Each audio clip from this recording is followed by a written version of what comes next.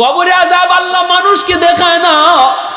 মানুষকে যদি আল্লাহ কবরে আযাব দেখাইতো তাহলে মানুষজন রাতের বেলা কবরের পাশ দিয়ে যাওয়া দূরের কথা, দিনের বেলাও কেউ ডরে আর ভয়ে কবরের পাশ দিয়ে যাইতো না। বাড়িঘর কবরের আশেপাশে কেউ বানাইতো না। সবাই কবর যদ্দূর দেখা যায় এর ভিতরে বাড়ি রাখতো না। এজন্য দুনিয়ার নিজাম বন্ধ হয়ে যাইতো, উল্টা পাল্টা হয়ে যাইতো। যার কারণে আল্লাহ মানুষের চোখের আড়াল করে রাখছে কবরের আযাব। মাঝে মাঝে গরু বাছুর টের পায়, কবরস্থান থেকে গরু দৌড় দেয়, ছাগল দৌড় দেয়, মানুষের চোখের আড়াল করে রাখে। কিন্তু আমার নবীর আল্লাহ মাঝে মাঝে অন্তর চোখে দেখায়। আসবিরু ইলা মাতা আসবিরু, আসবিরু ইলা মাতা আসবিরু। জমিন কয় মালিক কতদিন ধৈর্য ধর্ম, অহংকারী অহংকার কইরা কতদিন আর আমি জমিনের উপর হাঁটবে। অনুমতি যদি দাও আমি জমিন সাথে সাথে ফেটে যাব, ওরে কবর দিয়ে ফেলবো। আমি ওর বোঝা নিতে আর রাজি না। বেনামাজির পায়ের আওয়াজ আমি জমিন শুনতে রাজি না। আল্লাহ অনুমতি দিবাইনি। আল্লাহ পাক রব্বুল আলামিন কইরে জমিন ভালো করে শুন, আমি আল্লাহ দেখতেছি জমিনের ভিতরে কত গুনাহ হয়, কত অত্যাচার হয়, কত জুলুম হয়, কত নাফরমানি হয়। এরপর আমি কেন ধরি না জানোনি? কারণ এই মানুষকে আমি আল্লাহ বড় আদর করে বানাইছি। আসমান আল্লাহ বানাইছেন কুন ফায়াকুন বইলা, জমিন আল্লাহ বানাইছেন কুন ফায়াকুন বইলা, ফেরেশতা আল্লাহ বানাইছেন কুন ফায়াকুন বইলা। কিন্তু আমারে আপনারে আল্লাহ পাক কুন ফায়াকুন বলে বানায় নাই। আমারে আপনারে যখন আল্লাহ বানাইছে, আল্লাহ বলে খালাকতু বিয়াদাইয়া, আমি আমার নিজের হাত দিয়া বান্দা বান্দিরে বানাইছি। কারণ এই চেহারার মধ্যে এত দামি কপাল, এই কপাল আমি আল্লাহ বানাইছি আমার সেজদার জন্য। আমার বান্দা এখন হয়তো বুঝে না, কিন্তু বুঝবে। ফজরের নামাজটা পড়ে নাই, তোরা কেউ আমার বান্দারে ধরবি না, মারবি না, পা ভেঙ্গে দিবি না, জমিন তুই গিলে ফেলবি না। আমি আল্লাহ অপেক্ষায় আছি, জোহরের নামাজে হাজির হবে। জোহরের নামাজটাও পড়ে না, মালিক কয় না না রিজিক তোরা বন্ধ করিস না, আমি তো বড় মায়া করে বানাইছি। আমি তো নিজের হাতে আর কেউ বানাই নাই, আমার বান্দারে নিজের হাতে বানাইছি। না না তোরা রিজিক বন্ধ করবি না। সামনে আসরের নামাজ, আমার বান্দা আসরের নামাজে হাজির হয়ে যাবে। এইভাবে আল্লাহ পাক রব্বুল আলামিন জমিনরে থামায়া দেয়, সাগর মহাসাগর রে থামায়া দেয়, ফেরেশতাদেরকে থামায়া দেয়। আল্লাহ কো আমার বান্দা বান্দির মাঝখানে তোরা কেউ নাক গলাবি না, তোরা কেউ নাক গলাবি না। আমি আল্লাহ আমার বান্দারে বড় আদর করে বানাইছি। 70 বছর বয়সে যায়ও যদি সে তওবা করে, 60 বছর বয়সে যায়ও যদি তওবা করে, কোন একটা ওয়াজ মাহফিলে গিয়ে যদি চোখের পানি ফেলায় কই মালিক ভুল করেছি, 70 বছরের গুনাহকে আমি 70 সেকেন্ডে মাফ করে দিব। 60 বছরের গুনাহকে আমি 60 সেকেন্ডে মাফ করে দিব। আমি 60 বছর লাগাবো না। গুনাহ করছে 60 বছর, মাফ করতে 60 বছর লাগাবো না, 60 মাসও লাগাবো না, 60 ঘন্টাও লাগাবো না। 60 বছরের গুনাহকে আমি 60 সেকেন্ডে মাফ করে দিব। আল্লাহ পাক রব্বুল আলামিন কয় জানোনি জমিনকে আমি কেন টিকায় রাখছি? 4 দল এখনো জমিনের ভিতরে আছে।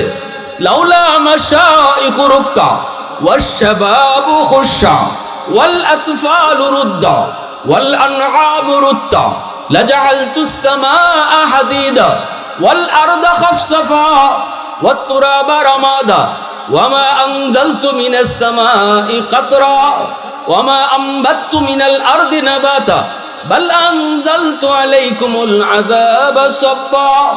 আল্লাহ পাক বলে 1 নম্বর কাদের জন্য আমি জমিন টিকায় রাখছি। এ জমিন তুই শুন, কাদের উসিলায় আমি আসমান টিকায় রাখছি। এ সাগর মহাসাগর তোরা শুন। 1 নম্বর হলো জমিনের ভিতরে আমি যখন দেখি আমার কিছু যুবক বান্দা বান্দি যৌবনের পাগলা গুড়া দৌড়ায় না, যৌবনে সে দিলের ভিতরে আমি আল্লাহর প্রেম জমায় দেয়। মাথায় তার টুপি দেখি, যৌবনে তার মুখে আমি নবীর সুন্নতি দাড়ি দেখি। আমি যখন দেখি যুবক যৌবনে বাপ মার সেবা করে, উলামায়ে কেরামের তাজিম করে, মুরব্বীদেরকে সম্মান করে, গান বাজনার আয়োজন করে না, মাসকে মাস কোরআনের মাহফিলের জন্য প্রস্তুতি নেয়। দিলের ভিতরে যখন দেখি দুনিয়ার নাপাক প্রেম তার অন্তরে নাই, অন্তরের ভিতরে আমি আল্লাহর প্রেম, আমার রসুলের প্রেম জমায় নাই, ওই যুবকের কলিজার দিকে যখন আমি আল্লাহ তাকাই, তখন এই জমিনের প্রতি আমার মায়া লেগে যায়। আল্লাহ পাক রব্বুল আলামিন কয়, ওই যুবক নিজেও জানে না তার উসিলায় আমি আল্লাহ জমিন টিকায় রাখছি, নামাজি যুবকের উসিলায় আমি আল্লাহ আসমান টিকায় রাখছি, নতুবা আমি আল্লাহ জমিন ধ্বংস করে দিতাম। আল্লাহ পাক কয়, আর এক শ্রেণী হলো আমার কিছু বৃদ্ধ বান্দা বান্দি রয়েছে, চুলদারি সাদা হয়ে গেছে, কোমরে তার জোর নাই, হাঁটুতে তার ব্যথা, রুকু করতে গেলে তার বড় কষ্ট হয়, সাজদায় গেলে পরে তার কষ্ট হয়। আমি দেখতেছি আমার বান্দার কোমরে জোর নাই, হাঁটুতে ব্যথা, নামাজ পড়তে তার কষ্ট হয়, মসজিদে যাইতে তার কষ্ট হয়।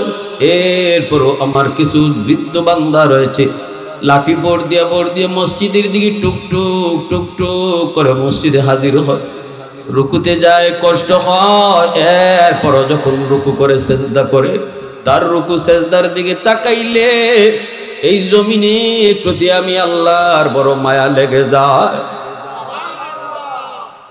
3 নম্বরে আল্লাহ বলে, ওয়াল আতফালু রুদ্দা, জমিনের ভিতরে আমি আল্লাহ যখন দেখি শিশু বাচ্চাগুলা, ঘরের মধ্যে কিছু শিশু বাচ্চা রয়েছে, গুনাহ করছে তার মা, গুনাহ করছে তার বাবা, গুনাহ যদি করছে তার ভাই তার বোন, কিন্তু এই শিশু বাচ্চাটার গুনাহ নাই, নিষ্পাপ মাসুম। তার বাপ মার গুনার কারণে জমিনে যখন আযাব আয়, গজব আয়, ঘরের ভিতরে যখন আযাব গজব আসতে চায়, আমি তাকায় দেখি ওই মাসুম নিষ্পাপ বাচ্চাটা, যার কোনো অপরাধ নাই, সেও গজবের মধ্যে পড়ে যাচ্ছে।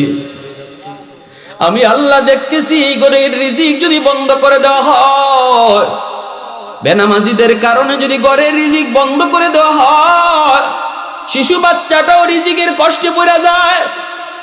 মালিক কই, তখনই আমার রহমতের সাগরে জোশ দিয়া উঠে, তখনই আমি আমার রহমতকে ছেড়ে দেই। ইন্না রাহমাতি সাবাকাত আলা গযাবি, আমার রহমত তখন গজবের আগে চলে আসে। বান্দা বান্দি আর গজবের মাঝখানে রহমত হাত উঠায় দাঁড়ায় থাকে। ঘরের রিজিক বন্ধ হয় না, জমিন ফেটে যায় না, আসমান থেকে পাথরের বৃষ্টি হয় না, আসমান থেকে আগুন নামে না। যখনই আমি দেখি জমিনে কিছু শিশু অবুঝ নিষ্পাপ বাচ্চাগুলি রয়েছে, এজন্য রে যুবক, অবুঝ নিষ্পাপ শিশু বাচ্চাদেরকে মাইরো না, ধমক দিও না, অহেতুক কষ্ট দিও না, কারণ এই বাচ্চাটার উসিলায় আল্লাহ তোমার আমার মতো নাফরমানরে খাওয়াইতেছে। এই ঘরের রিজিক আল্লাহ তোমার লাগি না, এই বাচ্চার খাতিরে আল্লাহ জারি রাখছে। এজন্য আল্লাহ পাক হাদিসে কুদসিতে আল্লাহ পাক কয়, 4 নাম্বার হলো আল আনআমুরুত্তা, পশু পাখিরে অযথা কষ্ট দিও না। পশু পাখি এদের উপর শরীয়তের কোনো বিধিবিধান নাই। যদি আসমানি জমিনি গজব আসে, পশু পাখিগুলি গজবের ভিতরে পড়ে যায়, অথচ মানুষের মতো এরা গুনাহগার নয়, মানুষের গুনার কারণে গজব হয়। এই গজবের ভিতরে পশু পাখিও পইরা যায়।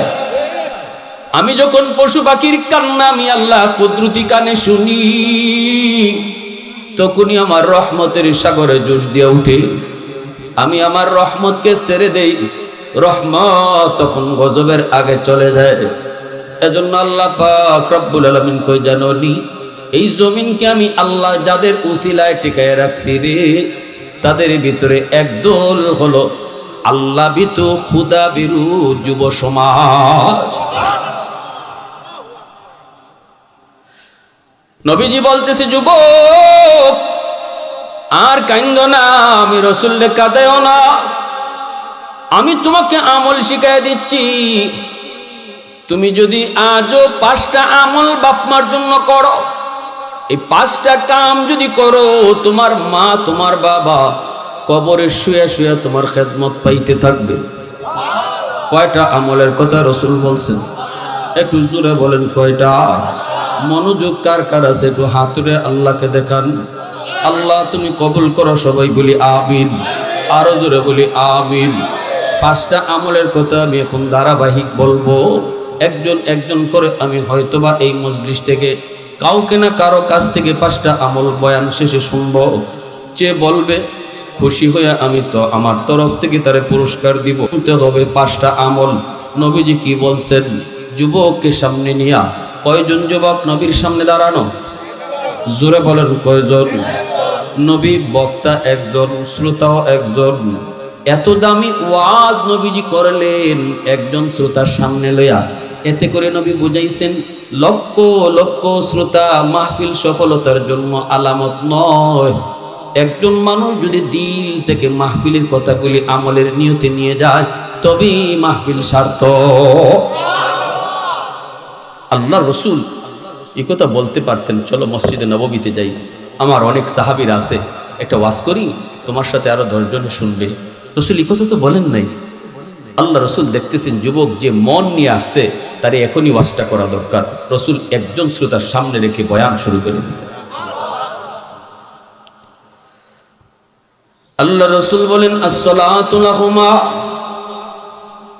1 নাম্বার হলো নবী বলেন মার জন্য বাবার জন্য বেশি বেশি করে দোয়া করবা। যেই দোয়াটা আল্লাহ নিজে শিখাইছেন কোরআনুল কারীমের সূরা বনী ইসরাঈলের ভিতরে আল্লাহ পাক এই দোয়াটা কিন্তু শিখাইছেন। রব্বির হামহুমা কামা রব্বায়ানি সগীরা। দোয়াটা শিখাইছেন কে? দোয়া কবুল করবেন কে? যিনি দোয়া কবুল করবেন ইনি যদি দোয়া শিখাইয়া দেন তাহলে বোঝা গেল এইভাবে দোয়া করলে অবশ্যই তিনি কবুল করবে। আল্লাহ পাক বলে বান্দা যখনই তোমরা বাপ মার জন্য দোয়া করো আমি আল্লাহ তোমার শিখাইয়া দেই। তুমি বলো মালিক আমার আব্বা আম্মার উপরে তুমি রহম করো, আব্বা আম্মার উপরে তুমি মায়া করো। যেইভাবে শিশুকালে আমার মা আমার বাবা আমাকে মায়া করছেন, আমাকে দয়া করছেন। কারণ আল্লাহ বলে বান্দারে তোর মনে নাই কিন্তু আমি আল্লাহর আজও মনে আছে। তুই অসুস্থ ছিলি, তোর মা মাতার পাশে দাঁড়ায় দাঁড়ায় সারা রাত তোরে পাহারা দিছে। আমি আল্লাহর এখনো মনে আছে। তুই অসুস্থ হয়েছ, বাবা গভীর রাতে তোমাকে কুলে নিয়ে পাগলের মতো ডাক্তারের কাছে দৌড় দিছে। নিজের গায়ে রোগের কোনো অভাব নাই কিন্তু তোমার জন্য পাগল। এজন্য বান্দা যখনই তুমি বাপ মার জন্য দোয়া করবা শিশুকালের কথা আমাকে ইয়াদ করায় দিও, শিশুকালের কথাটা ইয়াদ করায় দিও। আল্লাহ আমার মা আমার বাবা শিশুকালে আমাকে যেই মায়া করছেন, যে দয়া করছেন আমাকে ওইভাবে মায়া কইরো, আব্বা আম্মারে এইভাবে মায়া কইরো। ওই দিন আমি পত্রিকার মধ্যে পড়েছি রাশিয়াতে একটা বিল্ডিং ধসে পড়েছে। এই বিল্ডিং এর ভিতরে অনেক মানুষ মারা গিয়েছে। 21 দিন পর একটা মাকে পাওয়া গেল জীবিত, দুধের বাচ্চা সহ মাকে জীবিত পাওয়া গেল। হাসপাতালে তাদেরকে ভর্তি করা হলো। অল্প দিনের ভিতরে মা অসুস্থ, বাবা অসুস্থ, ছেলেটা অসুস্থ। এইবার ডাক্তার মাকে জিজ্ঞেস করে মা গো ও মা 21 দিন পর্যন্ত দুধের বাচ্চারে কেমনে তুমি বাঁচায় রাখছো? দুধ খাওয়াইছো কোত্থেকে? তোমার তো বুকের দুধ শুকায় গেছে, বাচ্চাটার কেমনে কি করছো? মা চোখের পানি ফালায়া কাঁদে আর কয় ডাক্তার আমার আঙ্গুলের দিকে তাকায় দেখো একটা আঙ্গুলের মাথাও নাই। যখন আমার বুকের দুধ শুকায় গেল আর আমি দেখতেছি আমার বাচ্চাটার জিহ্বাটা বের হয়ে আসতেছে, তখন আমি মা কি করব? আমার প্রতিটা আঙ্গুলের মাথাকে কামড় দিয়া মাথাটা ফালায়া দেই, রক্ত বের হয়। সেই রক্ত আমার বাচ্চারে খাওয়ায়া খাওয়ায় আমি বাঁচায় রাখছি। আঙ্গুলের একটা মাথাও নাই। এজন্য মালিক কই দোয়া করবি তো শিশুকালের কথা আমি আল্লাহর ইয়াদ করায় দিস, আমি আল্লাহর ইয়াদ করে দিবি। কত মা কত বাবা শিশুকালে মা বাবা সন্তানকে নিয়ে স্বপ্ন দেখে, কিন্তু সন্তান বড় হওয়ার পরে বাপ মারে কষ্ট দেয়। করাচির হযরত হাকিম আক্তার সাহেব রাহিমাহুল্লাহ তিনি বলেন, আমি করাচির মসজিদে নামাজ পড়ি, দেখলাম একটা যুবক বড় সুন্দর করে নামাজ পড়ল, রুকু তার বড় সুন্দর, সেজদা তার বড় সুন্দর, কিন্তু ডান হাত কাপড় দিয়ে পেঁচানো। আমি যুবককে বললাম, যুবক এত সুন্দর করে নামাজ পড়েছো, কিন্তু ডান হাতটা কাপড় দিয়ে পেঁচায় রাখছো কেন? যুবক, হুজুর আমার হাতের মধ্যে পচা দুর্গন্ধ বের হয় এবং এই পচা শুধু উপরের দিকে উঠতেছে। আল্লাহর ওলি কয়, যুবক তুমি ডাক্তারকে দেখাও নাই? কয় ডাক্তার দেখাইছি হুজুর, কোন ডাক্তার আমার রোগ ধরতে পারে না, ঔষধ দেয় কিন্তু রোগ ভালো হয় না, উপরের দিকে খালি উঠে। ডাক্তার কয় আমরা রোগ ধরতে পারি নেই। আল্লাহর ওলি কয়, কেন রোগ ধরতে পারে না? যুবক তখন কান্না শুরু করে দিছে, কান্দের কয়, হুজুর ডাক্তার আমার রোগ ধরতে পারে নাই গো, কিন্তু আমি আমার রোগ ধরে ফেলেছি। আমার রোগ হলো আসমানে, চিকিৎসা চলছে জমিনে। আগুন লাগছে শেরপুর, পানি দেয় ফরিদপুর, যেমন জীবনে আগুন নিভবে না। আমার রোগ হলো আসমানে, চিকিৎসা জমিনে। এই রোগও কোনোদিন ভালো হবে না। এই বইলে যুবক কান্দে আর কও, হুজুর আমি আমার মার গর্ভে একমাত্র সন্তান, জন্মের কিছুদিন পরে আব্বা মারা গেছেন। আমার নানা নানি মামা মামি মাকে অন্যত্র নিয়ে যেতে বিয়ে দিতে চেয়েছে, কিন্তু মা কইছে না বাবা আমি আর কোথাও বিয়ে বসবো না। আল্লাহ আমার একটা মানিক দিছে, আমার সন্তানের চেহারা দেখে জীবন যৌবন কাটায় দিব, আমি আর দ্বিতীয় বিয়ে বসবো না। স্বামীর বাড়িতে স্বামীর ভিটাতে আমি কাটায় দিব জীবন। যেই মা আমাকে নিয়ে স্বপ্ন দেখলো, পড়া করলো, মানুষের বাড়িতে কাম করে করে লেখাপড়া করাইলো, আমি সেই সন্তান মাকে না জানায় বিয়ে করলাম, ধনীর মেয়ে গড়ে উঠাইলাম। মা শুধু এতটুকু কইছিল, বাজান ধনীর মেয়ে গরিবের বাড়িতে সুখ হয় না, ধনীর মেয়ে গরিবের বাড়িতে শোভা পায় না। আমি গরিব মা, আমাকে হয়তো মা কয়ে ডাকবে না, কিন্তু আমার সন্তান। আমি তখন কইছি, মা গো কোনো অসুবিধা হবে না গো মা, আমি তারে বুঝাই বুঝাই কইছি, আমি সব হালত তোমার জানাইছি গো মা। কিন্তু হুজুর মা যা কইছিল তাই কিন্তু সত্য হয়েছে। এ যুবক ভালো করে ইয়াদ করে শুনো, কোনদিন বাপ মা সন্তানের অমঙ্গল চায় না। বাপ মা যা কয় সন্তানের ভালোর জন্য কয়। তুমি আমি এখন বুঝি না, কিন্তু সময় বুঝি, যখন বুঝি তখন কোনো টাইম থাকে না। হুজুর আমি অফিস থেকে আসলে পরে মার বিরুদ্ধে আমার কানে নালিশ দেয়, একদিন দুই দিন তিন দিন। আমি তো তাকে ভালোবেসে বিয়ে করেছি। মার রুমে ঢুইকা আমি মারে বকা বকি শুরু করলাম। মা শুধু এতটুকু বলছিল, বাজান আমারে বকবি না, আমি কোনো দোষ করি নাই, কোনো ঝগড়াও করি নাই, আমি তোর বউর সাথে কোনো কথাই কই নাই, আমি তো সব সময় তারে ভয় করে চলি, কখন জানি কি হয়। বাজান রে, মূলত আমি গরিব হওয়ার কারণে তোর বউ আমাকে বোঝা মনে করে, আমাকে সরাইয়া দিতে পারলে সে বড় খুশি হয়। এই কথা যতই কই ছেলে তো বিশ্বাস করে না। ছেলে বলতেছে, হুজুর আমার মা আমাকে কত করে বুঝাইছে, আমি বুঝি নাই গো। একদিন রাতের বেলা মার রুমে ঢুইকা বউয়ের কথায় মাথা গরম কইরা আমি মার গায়ে হাত উঠায় ফেলছি। আওয়াজ দিয়ে কও না নাউজুবিল্লাহ, একটু আওয়াজ দিয়ে কও না নাউজুবিল্লাহ। যেই মাত্র মার গায়ে হাত উঠাইছি, এমনি মা হাউমাউ করে কাঁদে আর কয়, বাজান রে আজকে তুই বুঝি বউয়ের কথায় মাকে মারলি, একবারও তুই ভাবলি না, একবারও তুই চিন্তা করলি না, এই হাতটা মা চুমায়া চুমায়া বড় করছি, তোর এই হাতের মধ্যে মার হাজারো চুমা লেগে আছে, এই হাত দিয়ে বুঝি তুই মাকে আজকে মারছ। ঠিক আছে যা, আমি বদয়া দিলাম, আল্লাহ যেন তোর এই হাত ফসায়া দেয়, তুই যেন আমার জানাজার নামাজ পড়তে না পারো। যুবক বলতেছে, হুজুর আমি তখনই টের পেয়েছি আমার জমিনটা, পায়ের নিচের জমিনটা কাইপা উঠছে। আমি বুঝ হয়ে গেছে আমার মার বদুয়া কবুল, কারণ 3 ব্যক্তির দোয়া বদুয়ার সাথে সাথে কবুল হয়ে যায়। সালাসাতুন দাওয়াতুম মুস্তাজাবাতুন লা শাক্কা ফীহি, দাওয়াতুল মাজলুম ওয়া দাওয়াতুল মুসাফির ওয়া দাওয়াতুল ওয়ালিদি আলা ওয়ালাদিহি। মজলুমের দোয়া বদুয়া, মুসাফিরের দোয়া বদুয়া, বাপ মার দোয়া বদুয়া, এই 3 ব্যক্তির দোয়া বদুয়া সাথে সাথে কবুল হয়ে যায়। মাঝখানে কোনো বাধা থাকে না, বাধা থাকে না। সমাজের ভিতরে যেই মানুষটা বড় দুর্বল, শক্তি কম, তার গোষ্ঠী কম, টাকার জোর কম, ক্ষমতার জোর কম, এই দুর্বল মানুষটার উপরে যখন সমাজের কোনো সবল মানুষ তার উপরে কোনো জুলুম করে, তার উপরে কোনো আঘাত করে, সমাজে যেই মানুষটা সবল, এই মানুষটা কিন্তু দুর্বলের উপরে আক্রমণ করতে চায়, জমি দখলে নিতে চায়, তার ইজ্জত নষ্ট করতে চায়।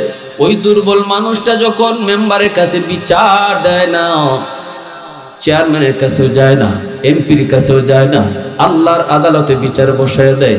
এই কথাটাই কয় মালিক, মেম্বারের কাছে গেলাম না কারণ মেম্বার ওর লোক, চেয়ারম্যানের কাছেও গেলাম না, চেয়ারম্যানও ওর লোক, এমপির কাছেও গেলাম না, এমপিও তার লোক। মালিক তোমার আদালতে বিচার দিলাম। রসুল বলেন বিচার বসাইতে দেরি, আল্লাহর আদালতে বিচার গ্রান্টেড হতে দেরি হয় না। এই মামলা বড় জটিল মামলা। দুনিয়ার আদালতের মামলা হলো সহজ, আল্লাহর আদালতের মামলা বড় কঠিন।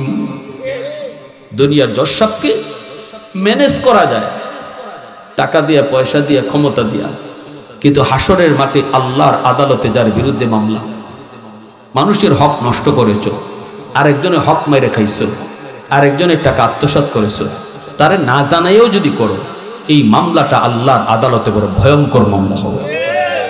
নামাজ এখন তো কাজা হইছে, আল্লাহ মাফ করে দিবে, আল্লাহ মাফ করে দিবে, আল্লাহ মাফ করে দিতে পারে।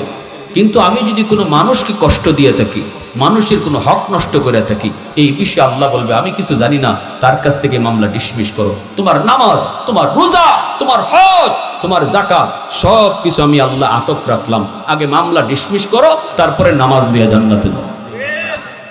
বলেন সেদিন কোনো উপায় আছে? আমার পক্ষে দাঁড়াবার কেউ আছে?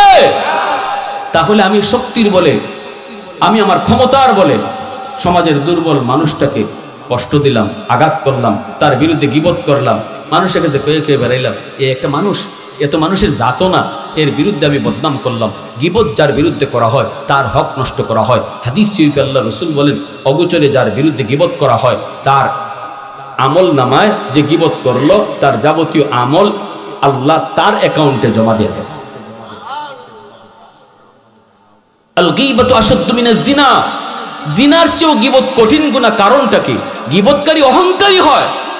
গীবত যে করে, আরেকজনের সমালোচনা যে করে, তার ভিতরে অহংকার থাকে, হিংসা থাকে। বাঙালি জাতির বৈশিষ্ট্যই হলো আরেকজনের ভালো পছন্দ হয় না, আরেকজনের ভালো সইতে পারে না, অন্তরে হিংসা। এই হিংসা থেকে গীবতের জন্ম। নামাজটা মসজিদের ভিতরে পইরেই বের হইয়েই আমি অমুকের ছেলে কি করলো, অমুকের মেয়ে কি করলো, অমুকে কি করলো, এই নিয়ে আলোচনা শুরু করলাম। আমি যে 10 রাকাত নফল নামাজ মসজিদে পড়ে গেছি, এই নামাজের সওয়াবটা আল্লাহ ওই যার গীবত করতেছি তার অ্যাকাউন্টে জমা দিবে। এবার বলেন, তাসবিহ পড়লাম, কোরআন পড়লাম, আমার আমল জমা হচ্ছে। ইমাম শাফি রহমতুল্লাহ গেলে এজন্যই যদি কেউ বলতো হুজুর আপনার বিরুদ্ধে অমুকে গীবত করছে, ইনি তার বাড়িতে মিষ্টি নিয়ে যাইতেন, যাই কইতেন ভাই তুমি আমার গীবতটা কইরা তোমার আমলটা যে আমার অ্যাকাউন্টে জমা দিছো, এজন্য খুশি হইয়া তোমার বাড়িতে মিষ্টি নিয়ে আসছে।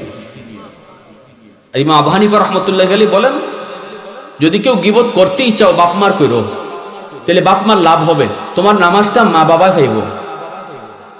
কথাটা বুঝে আসছে? এজন্য সাবধান। মসজিদের ভিতরে আমি প্রায় বলি, মসজিদের ভিতরে আল্লাহকে খুশি করার যতটুকু এরিয়া, মসজিদের বাইরে আল্লাহকে খুশি করার এর চেয়ে ডাবলের ডাবল সুযোগ রয়ে গেছে। কিন্তু আমরা এটা বুঝি না, মানি না। মসজিদের ভিতরে আইয়েও কিছু মানুষ আবার গুনাহ করে, মসজিদের ভিতরে ঢুইকেও দুনিয়াবি কথা করে, মসজিদের ভিতরে ঢুইকেও সে গল্প করে, মসজিদের ভিতরে ঢুইকেও সে মসজিদের আদবের খেলাফ করে। ঠিক কিনা জোরে বলেন? তো মসজিদের ভিতরে ঢুইকা যে মানুষটা মসজিদের আদবের খেলাফ করলো তারে তো একবার বলা হয় ও আল্লাহর ওলি চুপ হও, ও আল্লাহর ওলি চুপ হও, ও আল্লাহর ওলি চুপ হও। তিনবার পরেও যখন সে বন্ধ হয় না, ফেরেশতা তখন কয় ও আল্লাহর দুশ্মন তুই বের হ।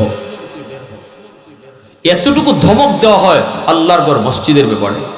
কিছু মানুষ মসজিদে ঢুকে আমল কইরা সওয়াব নিয়ে যায়, আর কিছু মানুষ মসজিদে ঢুকিয়া আমল নেওয়া দূরের কথা গুনার গাঁটটি লইয়া যায়। এজন্য মনে রাখবেন, সাবধান, এটা আমার বাংলা ঘর নয়, এবার নির্বাচনী ক্যাম্পাসের ঘর নয়। এই ঘর কার? জোরে বলেন কার? সাবধান, প্রতিটা ইশারা পর্যন্ত আমার আল্লাহর মর্জি মতো হতে হবে। কথা তো দূরের কথা, রাসূল বলেছেন মসজিদে ঢুকো আর জান্নাতি ফল খাও। সাহাবীরা জিজ্ঞেস করলেন নবী গো, ফল কিভাবে খায়? মসজিদে ঢুইকা। রাসূল বলেন যে যত বেশি সুবহানাল্লাহ আলহামদুলিল্লাহ জিকির করবো মসজিদে বৈশা, সে যেন জান্নাতি ফল খাইতেছে। জোরে কর না সুবহানাল্লাহ। আমার ভাইরা বন্ধুরা, যুবক, এজন্যই দুর্বলের উপরে কখনো জুলুম করব না। কারণ দুর্বল যদি আল্লাহর আদালতে আহাজারি করে মামলা বসায়, এই মামলা আল্লাহর আদালতে বসতে দেরি হয় না। 2 নম্বর হলো মুসাফিরের দোয়া বদদোয়া, 3 নম্বর হলো বাপ মার দোয়া বদদোয়া। মা বাবার দোয়া বদদোয়া কখনো সেটা মিস হয় না। আব্দুল কাদের জিলানী তোমার আমার ঘরে যদি দাওয়াত করে খাওয়াও রে যুবক, ওই আব্দুল কাদের জিলানীর দোয়া কবুল হবে কি হবে না কোনো গ্যারান্টি নেই। কিন্তু রাসূল বলেন ভাঙ্গা করে বসে যদি তোমার মা হাত উঠায়, বাবা যদি হাত উঠায়, এই দোয়া কবুল হবে 100% গ্যারান্টি। মুসা নবী কয় মালিক জান্নাতে আমার বন্ধু কে হবে একটু কই বাইনি। আল্লাহ কয় মুসা যাও অমুক বাজারে গিয়ে দেখো কসাই, সে তোমার জান্নাতি বন্ধু হবে। মুসা নবী কয় মালিক একটা কসাই জান্নাতে আমার বন্ধু হবে কেমনে একটু বুঝে আসে না, কি তার আমল একটু কও না। আল্লাহ বলেন আমি বলবো না, তুমি যা খুঁজে বের করো। মুসা নবী তখন বের হয়ে গেছেন। লোকটার পাশে এসে মুসা নবী নিজের পরিচয় দিলেন না, ডাক দিয়ে বলতেছেন ভাই আমি আপনার বাড়িতে মেহমান হতে চাই। উদ্দেশ্য হলো গভীর রাতে লোকটা কি আমল করে, যে আমলের কারণে আল্লাহ তাকে জান্নাতে মুসা নবীর বন্ধু বানায় দিছে, এই জিনিসটা জানার জন্য, নিজের চোখে দেখার জন্য মুসা নবী তার বাড়িতে মেহমান হলেন। এ যুবক, মেহমান কিন্তু কোনোদিন কমায় না, মেহমান যখনই আসে তোমার বাড়ায়া দেয়া যায়। আমি আপনি দেখি মেহমান কমায়, কিন্তু রাসূল বলেন মান আরাদা আন ইয়াবসুতার রিজকা ফালইউকরিম দাইফা। মানুষকে খাওয়াইলে কখনো কমে না, রাসূল বলে মানুষকে খাওয়াইলে আল্লাহ বাড়ায়। আমি দেখি খাওয়াইছি আমার কমছে, কিন্তু রাসূল কয় না তোমার বাড়ছে। এবার আমারটা ঠিক না নবীরটা ঠিক?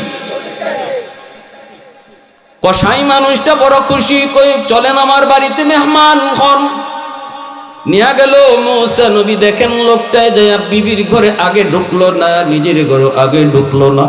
যেই রুমটার মধ্যে তার মা দীর্ঘদিন যাবৎ বিছানায় পড়া, ওই মার রুমে যে আগে ঢুকলো, মাকে কুলে নিয়ে মার মুখে সে নিজের হাতে খানা খাওয়াইতেছে।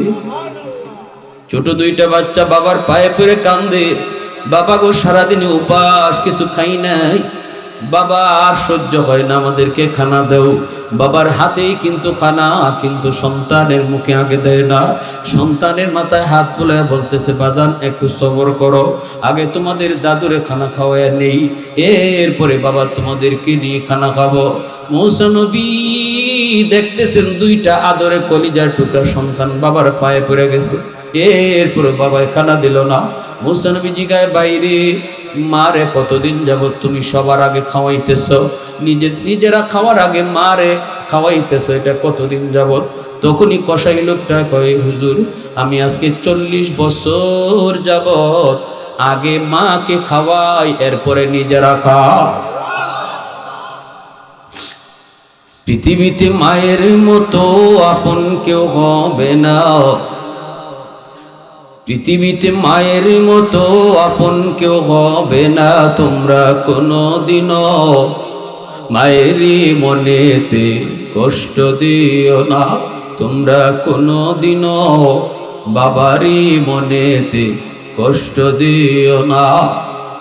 কত পাপী এমন আছে মাকে কষ্ট দেয়, মায়ের মনে কষ্ট দিয়ে অভিশাপ নেয়।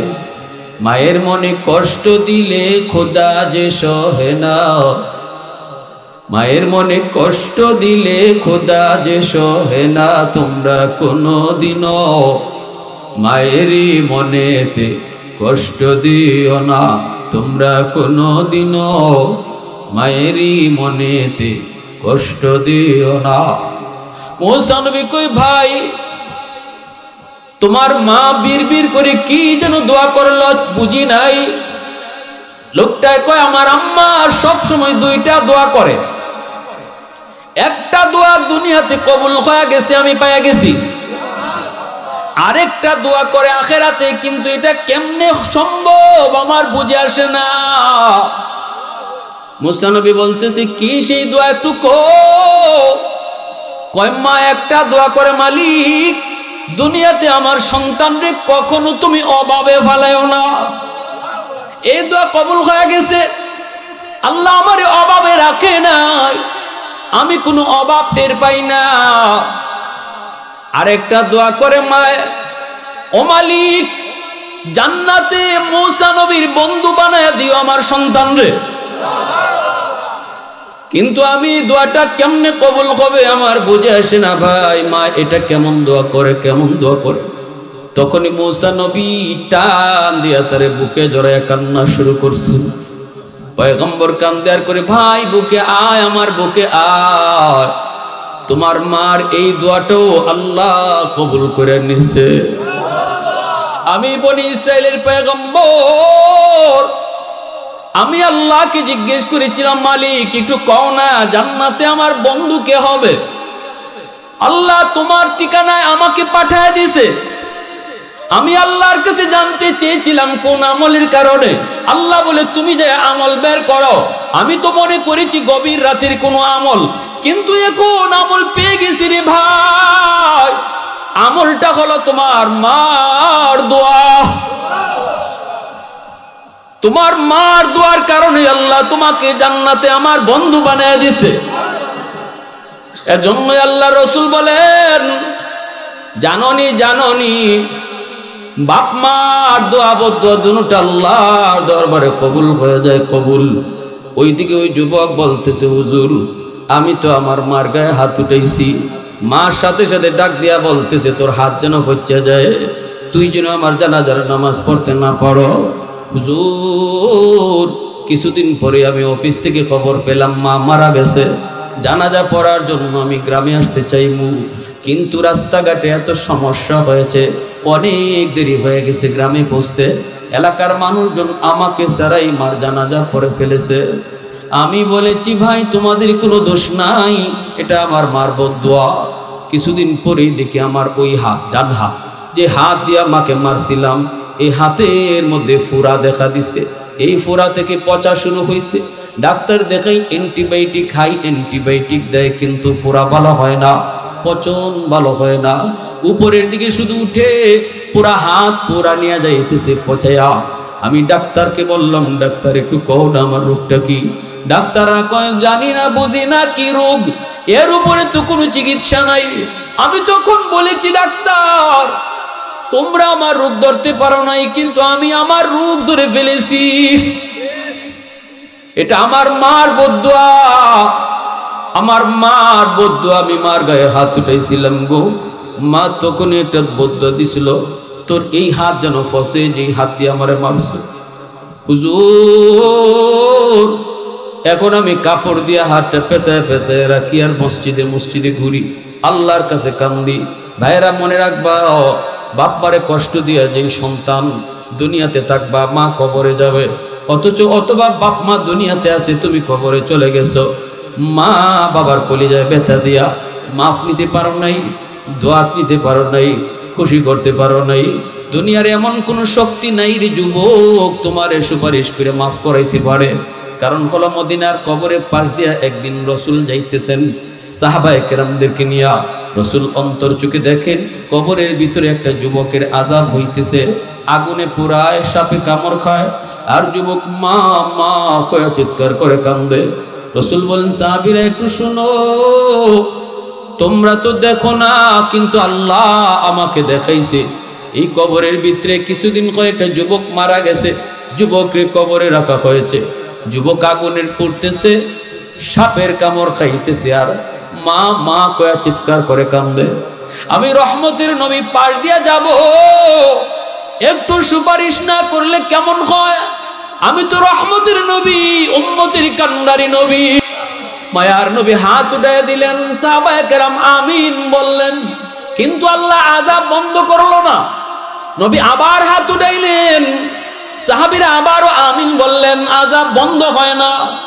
তিনবার রসুল হাত উঠাইলেন, আযাব বন্ধ হয় না। এইবার রসুল আল্লাহকে জিজ্ঞেস করেন, মালিক, আমার হাতের দাম কি তোমার দরবারে কমে গেল? কি ভুল জানি করেছি মালিক, আমি কি ভুল করলাম? আমি হাত উঠাইতে দেরি, তুমি তো কবুল করতে দেরি করো না। কিন্তু এই জায়গায় যুবকের জন্য তিনবার সুপারিশ করেছি কবরের আযাবটা বন্ধ করার জন্য, কিন্তু মালিক তুমি তো আমার সুপারিশ কবুল করো না। কি ভুল করেছি, কি ভুল করেছি? আল্লাহ কয়, বন্ধু তোমার হাতের দাম কমে নাই, হাতের দাম আগের মতোই রয়েছে বন্ধু, গন্ডগোল হলো অন্য জায়গায়। নবীজির হাতের দাম, তাবুক যুদ্ধ থেকে ফিরতেছেন, হযরত আলীর উরাতে রসুল ঘুমাইছেন। আলী রাদিয়াল্লাহু তাআলা আসরের নামাজ পড়েন নাই, ভাবতেছেন রসুল ঘুম থেকে উঠলেই আলী আসরের নামাজটা পড়বেন, কিন্তু নবীর ঘুম লেগে গেছে। সূর্য লাল হয়ে গেছে, আলী দেখতেছেন সূর্য লাল, ডুবে যাবে, আসরের রক্ত কাজা হয়ে যাবে। আলীর চেহারা লাল হয়ে গেল, কি করব এখন? কি আমি নবীর ঘুম ভাঙাবো নাকি সূর্য ডুবে যাবে? সিদ্ধান্ত কোনটা নিব? আলীর মন কয়, আলী সাবধান, দুজাহানের বাচ্চার ঘুম ভাঙাবি না, আমার মায়ার নবীর ঘুম ভাঙাবি না, প্রয়োজনে তোর নামাজ কাজা হয়ে যায়। যাক, সূর্য ডুবে গেল, নবীজির ঘুম ভাঙল। রসুল দেখেন আলীর চেহারাটা লাল, পেরেশানি। রসুল বুঝে গেছেন কিছু একটা হইছে। নবী বলতেছেন, আলী কি হইছে? তুমি কি আসরের নামাজ পড়ো নাই? আলী কই, না গো নবী, আমি মনে করেছিলাম আপনি বিশ্রাম থেকে উঠলে পরে নামাজ পড়বো, কিন্তু আপনার ঘুম লেগে গেছে, সূর্য ডুবে গেছে। রসুল কই, আলী রে ডাক দিলি না কেন? আলী কই, না গো নবী, আমার মন সায় দেয় না, আমার রহমতের নবী একটু আরাম নিয়েছে, আমি আলীর উড়াতে, আমি কেমন করে বলি নবী গো আপনি উঠেন? সাথে সাথে রহমতের নবী হাত বাড়ায় দিছে আল্লাহর আদালতে, ও আসমানের মালিক, সূর্যের মালিক, জমিনের মালিক, আজ আমার আলীর আসরের নামাজ কাজা হয়ে গেছে, আলীর দোষে না, তোমার সূর্য ডুবে গেল কেন? আজকে তোমার বন্ধুর আরামের জন্য সে আসরের নামাজ পড়তে পারে নাই, আল্লাহ হাত দুইটা উঠে দিলাম, ডুবন্ত সূর্য আবার আকাশে উঠাও, তোমার ডুবে যাওয়ার সূর্য আবার আকাশে উঠাও, আমার আলী যেন আসরের অক্ত মতো নামাজ পড়তে পারে। রদ্দে শামস নামক কিতাবের ভিতরে লিখেন, মায়ার নবীর হাত উপরে তাকতে তাকতে আল্লাহ পাক ডুবন্ত সূর্য আবার আকাশে উঠায় দিছে। একটু আওয়াজ দিয়া বলি আল্লাহু আকবার, আরো জোরে বলি আল্লাহু আকবার। हैदार तेरा नाम से इस्लाम रहेगा,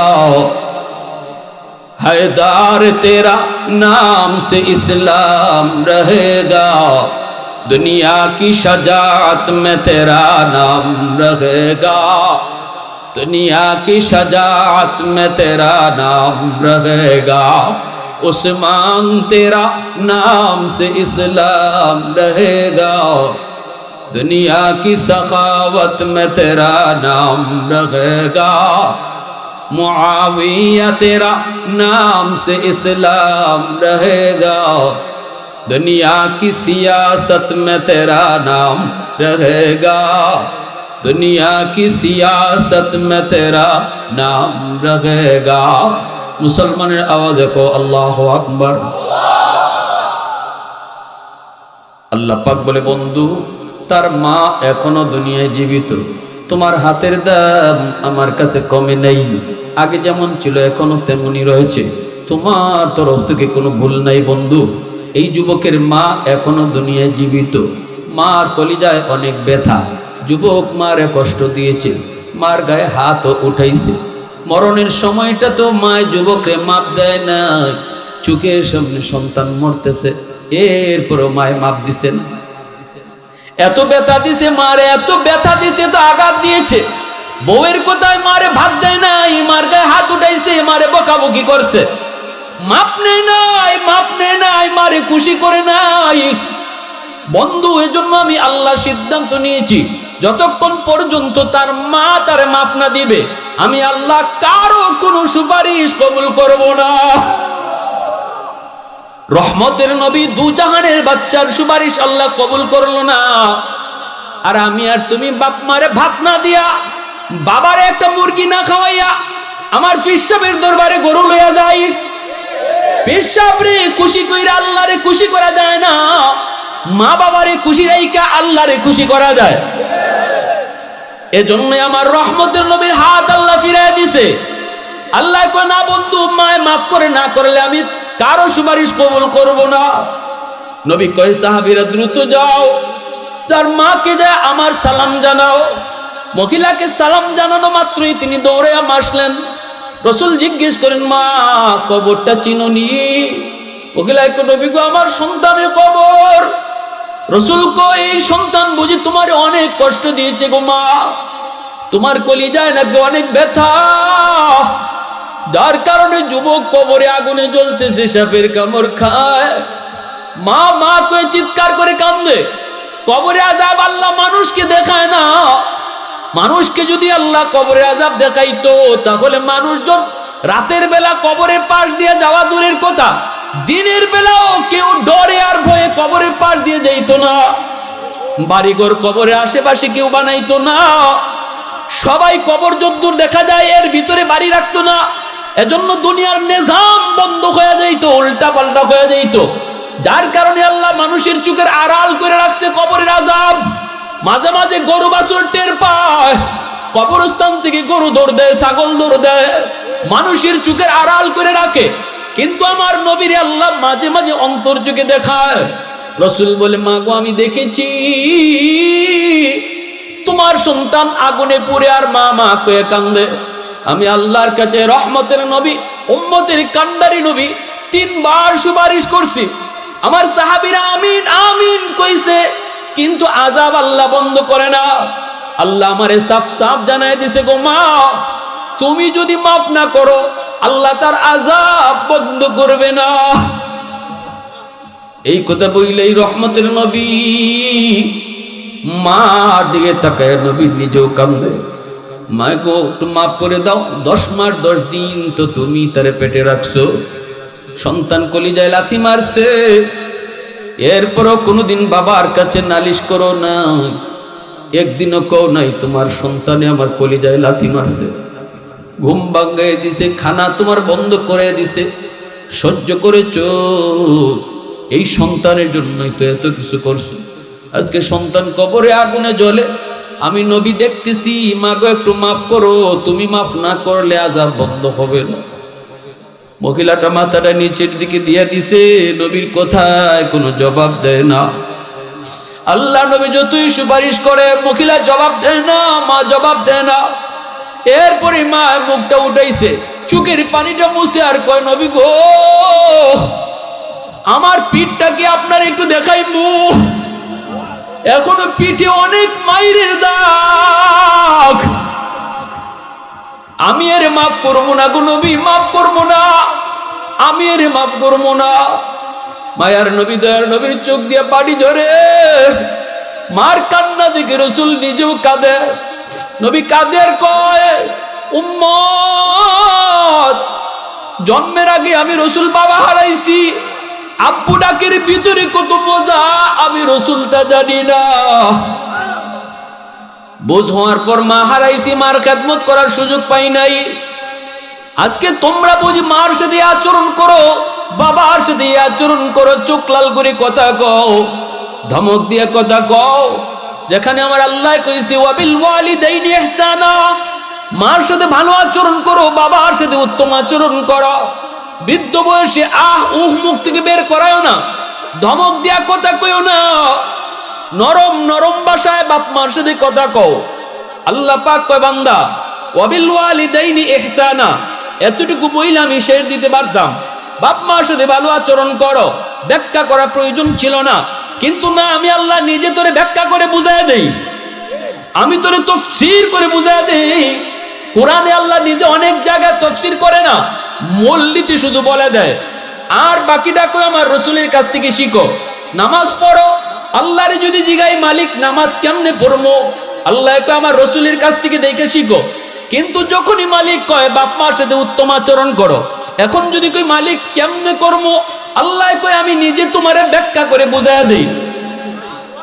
ইম্মা বইল আল্লাহ তাফসীর শুরু করে দিয়েছে। বৃদ্ধ বয়সে বাপ মার সাথে ভালো আচরণ কইরো, খারাপ আচরণ কইরো না, এইভাবে আল্লাহ পাক বুঝায় বুঝায় দিতেছি। আহ উহ মুখ থেকে বের করায়ও না, এমন কথা বাবারে কইও না যে কথায় বাবার কলিজা থেকে আহ শব্দ বের হয়, মা কলিজা থেকে উহ শব্দ বের হয়, এমন কোন কথা এমন কোন আচরণ তুমি কইরো না। নির্দেশটা দিয়েছেন কে? একটু জোরে আওয়াজ দেয়া কও না কে? ধমক দিও না, চোখ লাল কইরো না বাবার সামনে মার সামনে। শিশুকালে তোমারও পকেটে টাকা ছিল না, বাবার কাছে চাইয়া চাইয়া আনছো। আজকে বাবা বৃদ্ধ, বাবার পকেটে টাকা নাই, তোমার কাছেই তো চাইবে। চাইবে কার কাছে? শিশুকালে তো তুমি বাবার কাছে চাইছো, বাবা তখন তোমার আবদারটা পূরণ করেছে। ধমক দিয়া না, রাগ কইরা না। আজকে তুমিও তোমার বৃদ্ধ বাবা মার আবদার তুমি পূরণ করবা, ধমক দিও না। শিশুকালের কথাটা ইয়াদ কইরো। ভাইরা বন্ধুরা, এজন্য বলতেছিলাম রে যুবক, আল্লাহ পাক রব্বুল আলামিন এজন্যই বাপ মার বিষয়ে আল্লাহ পাক কোনো ছাড় দেয় নাই। বারবার শুধু এই কথাটা কইছে। রসুল যখন আল্লাহর কাছে কয় আল্লাহ এখন আমি কেমনে কি করি, মা তো শক্ত হয়ে গেছে, মা তো সন্তানরে মাপ দিতে চায় না, এখন এই ছেলেরে কেমনে আমি মাপ করাবো? এখন রসুল বিপাকে পড়ে গেলেন, কেমনে যান, মার দিলটা শক্ত। এবার রসুল বলতেছে মালিক একটা বুদ্ধি মাথায় আইছে, এই সুপারিশটা কবুল কইরো। আল্লাহ কয় কোনটা? রসুল কয় মালিক আমার মন বলে মার আমাকে যেইভাবে তুমি আযাবটা দেখায় দিছো, সন্তানের কষ্ট আর আযাব আমাকে যেইভাবে দেখাইছো, এইভাবে তার মার চোখেও তুমি দেখায় দাও। কারণ আমি রসুলের মন বলে মা যদি নিজের চোখে সন্তানের কষ্ট দেখে, তাহলে মার দিলটা নরম হয়ে যাবে। কারণ তখনই সন্তানের চেহারাটা নজরে পড়বে, তখনই দিলটা নরম হবে। আল্লাহকে বন্ধু তোমার এই সুপারিশটা আমি কবুল করলাম। আযাবের দৃশ্য এখন রসুলের সামনে আল্লাহ যেভাবে তুইলা ধরছে, এইভাবে মার চোখের সামনে আল্লাহ তুইলা ধরছে। যেই মাত্র মা নিজে দেখতে পেল সন্তানের আযাব, সাথে সাথে মার কলিজা কামড় দিয়ে উঠছে। চিল্লানি দিয়া কয় নবী গো, ও গো নবীজি, আল্লাহরে কও তাড়াতাড়ি আযাব বন্ধ করতো। ও মালিক আল্লাহরে কও আযাব বন্ধ করতো, আমি মাফ করে দিছি। দিল নরম, দিল নরম। কোন মা কোন বাবা সন্তানের কষ্ট দেখে সইতে পারে না। সন্তান যত বড়ই হোক বাপ মার কাছে ছোটই থাকে, কোনদিন সন্তান বড় হয় না রে যুবক। বাপ মার দরদ সন্তানের প্রতি কি পরিমাণ আজকে তুমি বুঝবা না, বুঝবা ওই দিন যেদিন নিজে বাবা হইবা, সেদিন বুঝবা সন্তানের প্রতি বাপ মার দরদ। এজন্য বলতেছি মনে রাখবা, রসুল ওই যুবককে বলতেছে যুবক, এক নম্বর হলো তাদের জন্য দোয়া বেশি বেশি করো, দুই নম্বর হলো ওয়াল ইস্তিগফারু লাহুমা, বাপ মার জন্য তুমি বেশি বেশি করে দান সদকা করো। যখনই দান সদকা করবা, তখনই বাপ মার কবরে আল্লাহ তোমার খেদমত পৌঁছায় দিবে। তিন নম্বরে রসুল বলেন ইনফাযু আহদিহিমা মিন বাদিহিমা, মা বাবা যদি কারো হক নষ্ট করে থাকে, বাপ মার কাছে যদি কারো কোনো পাওনা থাকে, তুমি সন্তান পাওনাটা পরিশোধ করো। পাওনা পরিশোধ করা মাত্রই তোমার খেদমত আল্লাহ বাপ মার কবরে পৌঁছায় দিবে। চার নম্বর রসুল বলেন মা বাবার রক্তের মানুষ যারা, বাবার রক্তের মানুষ হলো চাচা, বাবার রক্তের মানুষ হলো ফুফু, চাচা তো ভাই বোন, ফুফা তো ভাই বোন। আল্লাহর রসুল বলেন বাবা দুনিয়ায় নাই, কিন্তু বাবার রক্তের মানুষ কারা আছে খবর নাও, তাদের সুখে দুঃখে পাশে দাঁড়াও। চাচার একটা ফোন লাগাও, চাচা আপনি কেমন আছেন? রসুল কয় যেন বাবার কবরে তুমি ফোন লাগায় দিছো, যেন বাবার এই কবরে জিগাইতেছো আব্বা তুমি কেমন আছো, কারণ বাবা আর রক্তের ভাই তুমি খবর নিয়েছো। মা দুনিয়াতে নাই, কিন্তু মার রক্তের মানুষ কারা কারা আছে খবর নাও। মার রক্তের মানুষ হলো নানা নানি, মামা মামি, খালা খালু, তাদের খবর নাও। মামা তো ভাই বোন, খালা তো ভাই বোন। মার বাড়ির মানুষ পাইলে পরে মার মতো শ্রদ্ধা করো। নানার খবর নাও, নানির খবর নাও। ফোনটা দিয়ে খালারে জিজ্ঞেস করো খালা তুমি কেমন আছো। রসুল কয় যেন মার কবরে তুমি ফোন লাগায় কইতেছো মা তুমি কেমন আছো। 5 নম্বরে রসুল বলেন ইকরামু সাদিকিহিমা মিন বাদিহিমা। বাপ মা দুনিয়াতে নাই, কিন্তু মা বাবার বন্ধু বান্ধব কারা আছে দেখো। বাপ মার বয়সের কোন মানুষ পাইলে পড়ে বাবার মতো শ্রদ্ধা কইরো। বাবা যাদের সাথে চলতো তাদেরকে বাবার মতো শ্রদ্ধা কইরো। সালাম কালাম দিয়া কও চাচা। আব্বা থাকলে আপনি আমাদের বাড়িতে কত আসতেন, আজকে বাবা নাই বিদায় আপনারাও দেখি না। চাচা আপনি একটা চা খায়া যান, চাচা একটা পান খায়া যান, কারণ তিনি তোমার বাবার বন্ধু। রসুল কই বাবার বন্ধুরে তুমি যখন একটা লঙ্গি পরাইবা আল্লাহ পাক কবরে তোমার বাবারে জান্নাতের লঙ্গি পরাইয়া দিব। আওয়াজ দেয়া কও না সুবহানাল্লাহ। এজন্যই তো আল্লাহর নবী আম্মাজান আয়েশা সিদ্দিকা রাদিয়াল্লাহু তাআলা আনহাকে নিয়া অনেকগুলি রুটির খাঞ্চা নিয়ে রসুল বইছেন। রসুলের মুখ দিয়ে রুটি যায় না, কাঁদেন। আম্মাজান কয় নবী গো কাঁদেন কেন গো নবী? রসুল কাদের কয় আয়েশা তোমরা হলো আমার সুখের দিনের স্ত্রী, আর আমার খাদিজা ছিল আমার দুঃখের দিনের স্ত্রী। আমার খাদিজার সামনে একদিনও আমি এতগুলি রুটি নিয়ে হাজির হতে পারি নাই, আজকে তোমার সামনে যতগুলি রুটি। ও আয়েশা কেমনে আমার পেটে যাবে, গলায় যাবে, একটা রুটি আমার খাদিজারে দিয়ে আসো। আম্মাজান আয়েশা বলেন নবী গো আপনার খাদিজা তো কবরে, রুটি খাওয়াইবো কেমনে? রসুল বলেন আয়েশা জানো না তুমি আমার খাদিজার বান্ধবী নাফিসা এখনো দুনিয়ায় জীবিত, নাফিসারের একটা রুটি খাওয়াও, আমার খাদিজার এই রুটি খাওয়ানো হইব। এজন্য বলি যুবক বাবার বয়সের মানুষের সাথে বেয়াদবি কইরো না। বাবা কবরে কষ্ট পায়, বাবার বয়সের মানুষকে শ্রদ্ধা করো। বাবাকেই কবরে শ্রদ্ধা করা হয়। মার বয়সের মহিলা দেখলে পরে মার মতো শ্রদ্ধা করো, মার নজরে দেখো, বেয়াদবি কইরো না। মা কবরে কষ্ট পায়, আর যদি মার বয়সের মহিলাকে শ্রদ্ধা করো, সম্মান করো, মার খেদমত কবরে পৌঁছে যায়। রসুল এই 5টা আমলের কথা বলছেন ওই যুবককে। যুবক রসুলের কাছ থেকে 5টা আমল নিয়ে গেছে। অতএব আজকে আমাদেরও যাদের মা নাই, যাদের বাবা নাই, আমরাও যদি 5টা আমল করি, মন গড়া কোনো আমল নয়। মুর্তেকানের জন্য আমল কি করব? কয় মন গড়া নয়, বাবার কাছে কারো ফাওনা থাকলে ফাওনা পরিশোধ করো। বাবা আরেকজনের জমি দখল করে ফেলছে, এই জমি তুমি সন্তান ভোগ করতেছ, বাবা তোমার উপরে মায়া করে জমিটা দখল করে নিয়েছিল, আজকে এই কারণে বাবার কবরে আগুন জ্বলতেছে। তুমি যদি বাবার কবরে আগুন নিবাইতে চাও, তাড়াতাড়ি জমিটা যার তারে ফেরত দাও।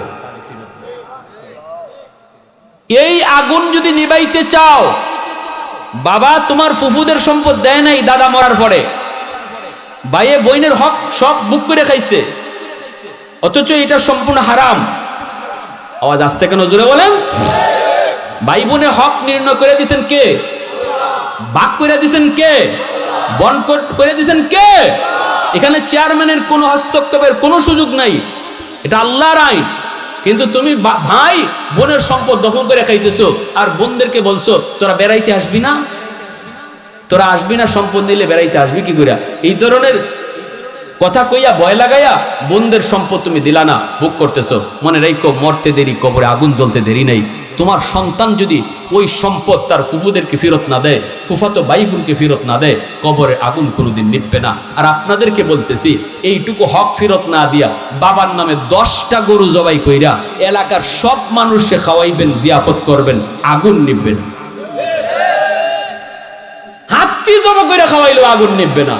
যদি বাবা কারো হক নষ্ট করে থাকে, বাবার কাছে যদি কারো কোনো ফাওনা থাকে, ফাওনা পরিশোধ করে, এটা আমার রসুলের কথা, ইনফাজ আহদিহিমা মিন বাদিহিমা, ইনফাজ আহাদিহিমা মিন বাদিহিমা। বাপ মার কবরে আগুন নিবাইতে চাও, তুমি যদি জানো বাবার দ্বারা কোনো অন্যায় হয়েছে, বাবার দ্বারা কারো হক নষ্ট হয়েছে, দ্রুত হকটা ফিরাও, নতুবা বাবার কবরে আগুন নিববে না। প্যারে হাজিরিন, অতএব এই 5টা আমল: 1 নম্বর দোয়া, 2 নম্বর দান সদকা করা, 3 নম্বর বাপমার কাছে কারো কোনো ফাওনা থাকলে ফাওনা পরিশোধ করা, 4 নম্বর হলো বাপমার রক্তের মানুষের খোঁজখবর নেওয়া, 5 নম্বর বাপমার বন্ধু বান্ধব যারা তাদের খোঁজখবর নেওয়া। এই 5টা আমল রসুল যুবকের সামনে করছেন। রসুল বক্তা, যুবক হলো শ্রোতা। এবার আপনাদের সামনে থেকে একজন ভাই ওয়াজ যারা শুরুর থেকে শুনছেন, একজন দাঁড়ান। এই 5টা আমল সিরিয়াল বাই সিরিয়াল কে কইতে পারবেন? আমি পুরস্কার দিব, মানে পুরস্কার তো না, দোয়া দিব। একজন দাঁড়ান দেখি কে আছে, একজন ভাই দাঁড়ান।